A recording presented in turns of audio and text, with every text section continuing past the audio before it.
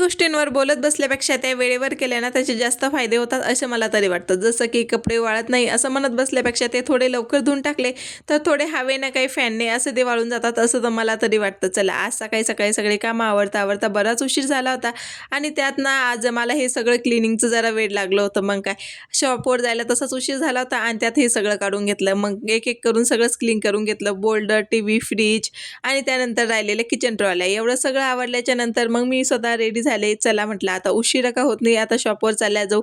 शॉपवर तर जसा माझा पूर्ण दिवस इकडेच निघून जातो, पण संध्याकाळी घरी आल्यावर ना घरच्या कामांना एनर्जी येण्यासाठी 1 कप चहाची खूप जास्त गरज असते.